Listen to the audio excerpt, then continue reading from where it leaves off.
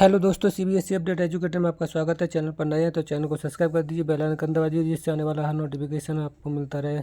ये अभी तक वीडियो को शेयर नहीं किया तो प्लीज़ वीडियो को एक बार शेयर कर दीजिए। हम आपके लिए लेकर आए हैं यूपी बोर्ड परीक्षा 2024 से संबंधित टेस्ट सीरीज 3, जिसमें से आपको साइंस में से के लगभग 70 नंबर के प्रश्न आते हैं, 20 नंबर के ऑब्जेक्टिव आते हैं। उन्हीं 20 ऑब्जेक्टिव की बात को लेकर के हमने एक से सीरीज लेकर के आए हैं, टॉप सीरीज। ठीक है ना, यूपी बोर्ड परीक्षा टॉप सीरीज विषय विज्ञान, जो परीक्षा आपकी 29 फरवरी को प्रातः 8:30 बजे से 11:15 बजे के बीच होगी, जिसमें से जिस पेपर में आपके 20 क्वेश्चन MCQ यानी बहुविकल्पी आएंगे, उन्हीं बहुविकल्पी प्रश्नों को लेकर टेस्ट सीरीज लेकर आई। तीसरी टेस्ट सीरीज है, तब तक वीडियो के अंत तक अवश्य बने रहिए। अगर आप हमारी सारी यानी जितने चैप्टर हैं उतनी ही सीरीज लेकर के आए हैं, लगभग 10-11 सीरीज होंगी, सारी वीडियो देख लेते हैं तो हम आपको गारंटी के साथ कहते हैं कि सारे प्रश्न यानी 20 में से 20 प्रश्न आपके ऑब्जेक्टिव मिलेंगे।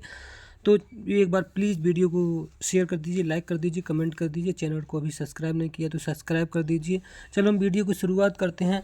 आज चैप्टर का नाम है मानव नेत्र तथा रंग बिरंगा संसार। ठीक है ना, इस चैप्टर पे अगला हम देखते हैं।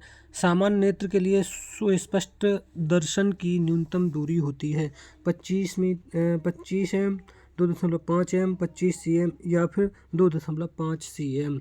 तो इसका जो सही आंसर है वो हो जाएगा 25 cm। ठीक है ना, इतना हो जाएगा। सी नंबर लॉक कर देंगे, 25 cm।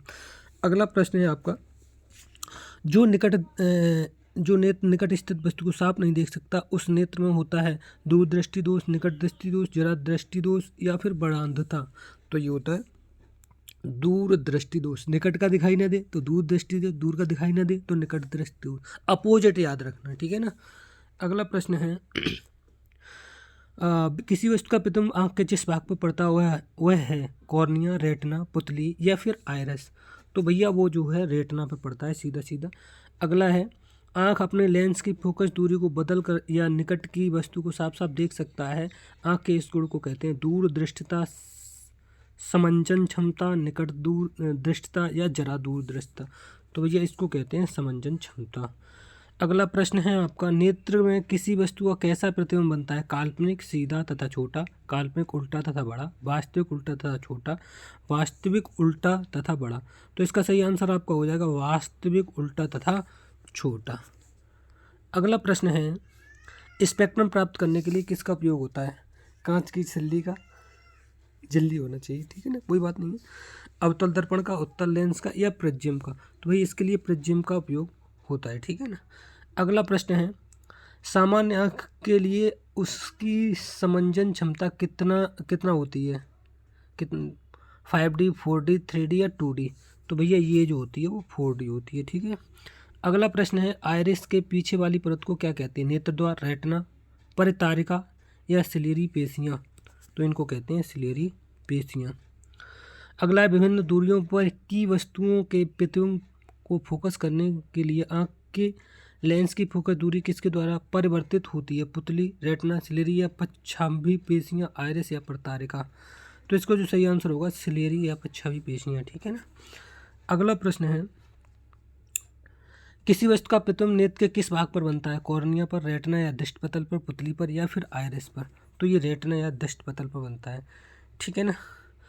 तो वीडियो को अभी तक लाइक नहीं किया तो हटाने का सब्सक्राइब कर दीजिए, लाइक नहीं किया तो प्लीज़ चैनल को सब्सक्राइब कर दीजिए, वीडियो को शेयर कर दीजिए, वीडियो के अंत तक बस में रहिए। चलो हम इसका दूसरा सेट शुरू करते हैं। मानव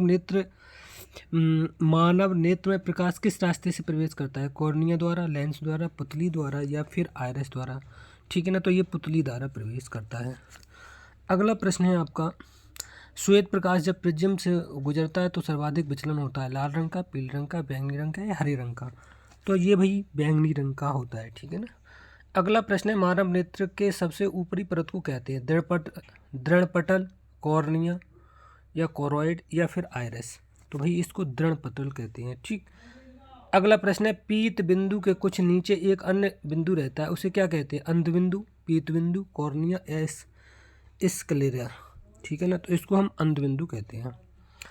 अगला प्रश्न है, जब श्वेत प्रकाश कांच के प्रिज्म से गुजरता है तो प्रिज्म के आधार की ओर अधिकतम झुकी प्रकाश किरण का रंग होता है नीला, लाल, हरा या फिर बैंगनी। तो ये होता है आपका बैंगनी, ठीक है ना। अगला है चंद्रमा से देखने पर आकाश दिखाई देता है बैंगनी, नीला, काला या लाल। तो ये काला दिखाई देता है, ठीक है। अगला प्रश्न है मानव नेत्र जिस भाग पर किसी वस्तु का प्रतिबिंब बनाते हैं वह है कॉर्निया, परतारिका, पुतली या दृष्टिपटल। तो ये दृष्टिपटल बनता है, ठीक है। अगला प्रश्न है एक स्वस्थ आँख के दूरी बिंदु होता है 25 सेंटीमीटर, 0 सेंटीमीटर, 250 सेंटीमीटर या अनंत। तो ये होता है अनंत। अगला है अवनेत्र लेंस की फोकस दूरी में परिवर्तन किया जाता है परतारिका द्वारा, पुतली द्वारा, दृष्टिपटल द्वारा या प्रच्छावी पेशियों द्वारा। तो ये प्रच्छावी पेशियों द्वारा किया जाता है।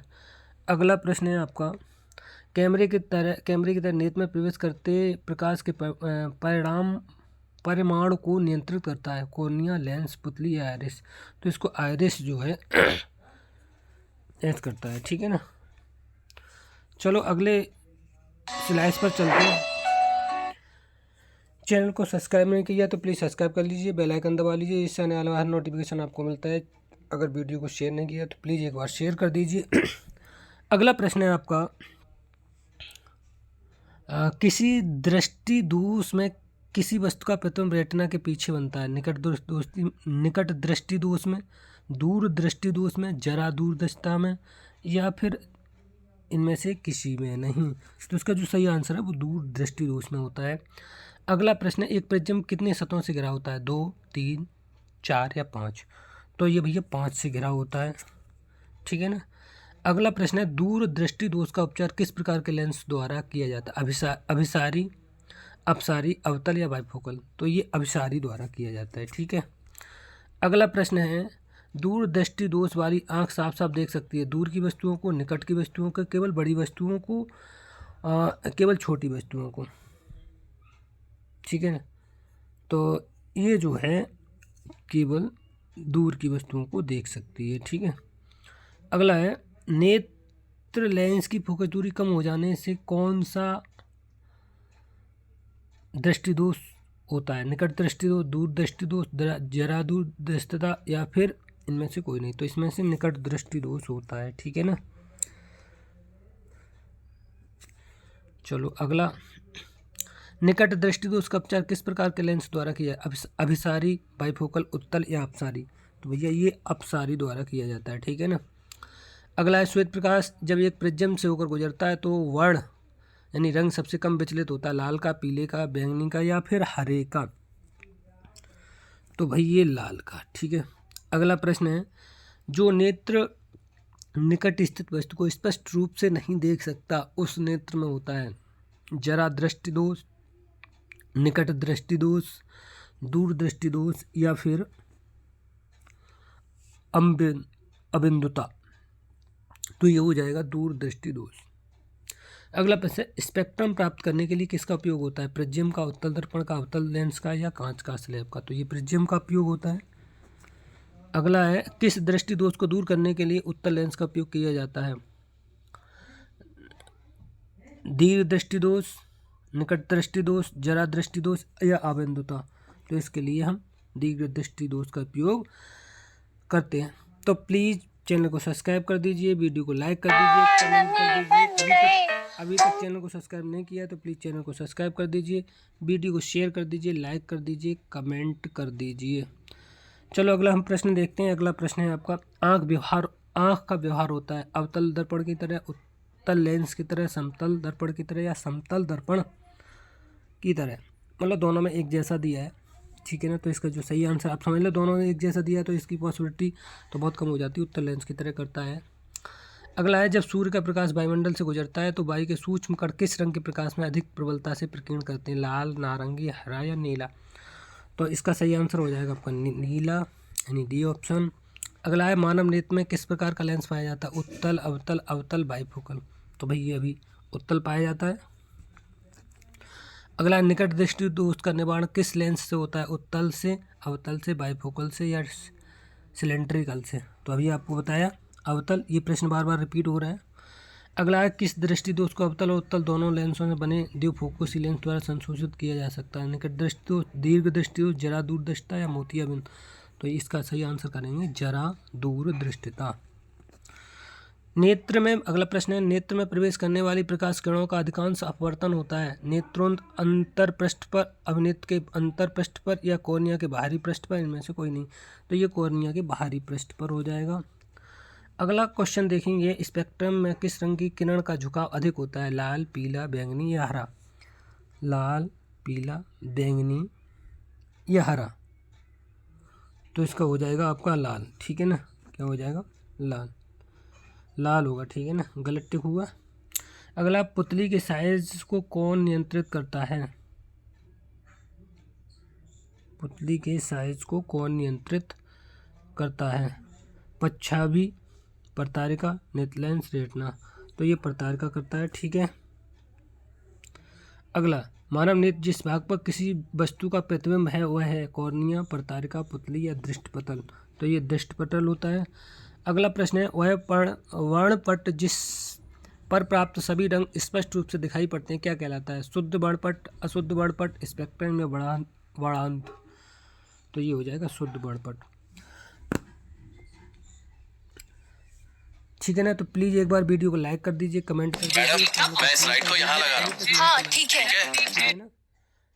चैनल को लाइक कर दीजिए, कमेंट कर दीजिए, वीडियो को शेयर कर दीजिए, अभी तक नहीं किया तो अगली सीरीज़ के लिए इंतजार कर दीजिए, पिछली सीरीज़ का प्रैक्टिस करिए। चलो अगर अगले प्रश्न की ओर चलते हैं। अगला प्रश्न है आपका, आंसू किस तरह के कारण बनता है, एक्वस ह्यूमर, वेटियस ह्यूमर, ये भी दोनों इनमें से आपका, तो इसका जो सही आंसर है वो है एक्वस ह्यूमर, ठीक है ना। अगला, आकाश का नीला रंग होना किस परिघटना का कारण है, अपवर्तन, प्रकीर्णन, परावर्तन, में से कोई नहीं, तो ये प्रकीर्णन का कारण है, ठीक है ना। खतरे के निशान के रूप में किस रंग का प्रयोग किया जाता है, बैंगनी, लाल, हरा, पीला, सभी जानते होंगे लाल का यूज किया जाता है, ठीक है ना। अगला है, नेत्र की फोकस दूरी कम हो जाने से कौन सा दृष्टि दोष हो जाता है, निकट दृष्टि दोष, दूर दृष्टि दोष, जरा दूरदृष्टा, इनमें से कोई नहीं, तो इससे निकट दृष्टि दोष हो जाता है, ठीक है ना। अगला है, नेत्र द्वारा किसी वस्तु का कैसा प्रतिबिंब बनता है, काल्पनिक सीधा छोटा, वास्तविक उल्टा बड़ा, वास्तविक उल्टा छोटा, काल्पनिक उल्टा बड़ा, ठीक है ना। तो ये हो जाएगा आपका वास्तविक उल्टा और छोटा। अगला है, नेत्र में किस प्रकार का लेंस पाया जाता है, उत्तल, अवतल, वलयाकार या फिर बाइफोकल। नेत्र में उत्तल पाया जाता है, अभी इससे पहले एक प्रश्न आया था इसी प्रकार का, ठीक है ना, ये नहीं था लेकिन इसी प्रकार का था। अगला है, श्वेत नेत्र कितने रंगों का मेल होता है, 3, 4, 7 या 9, तो आप समझ गए होंगे 7 रंग मिले होते हैं श्वेत कलर में, हमेशा याद रखिए। प्रकाश का घटक तरंगों से टना कहलाता है, परावर्तन, अपवर्तन, प्रक्षेपण या प्रकीर्णन, तो ये कहलाता है प्रक्षेपण, ठीक है ना। अगला प्रश्न है आपका, इंद्रधनुष का भीतरी हिस्सा किस रंग का होता है, ठीक है ना, तो ये बैंगनी, लाल, बैंगनी, हरा, पीला, तो ये बैंगनी, सबसे बीच में जो होता है बैंगनी कलर होता है, ठीक है, मीडिएटर में। इंद्रधनुष 7 रंग होते हैं, बीच में काउंट करेंगे तो आपका यही होगा, ठीक है ना। रेनबो पढ़ लीजिए, रेनबो, ठीक है ना, RAIN, रेनबो, BOW, अब समझ लेंगे, अब बीच में देख लीजिए एन आएगा, ठीक है ना। रेनबो, रेनबो पढ़ लीजिए, इंद्रधनुष उसी के उसके किताब में हम रेनबो रखा गया, उसमें इंद्रधनुष छमा होता है, तो बीच में एन आ गया, ठीक है ना।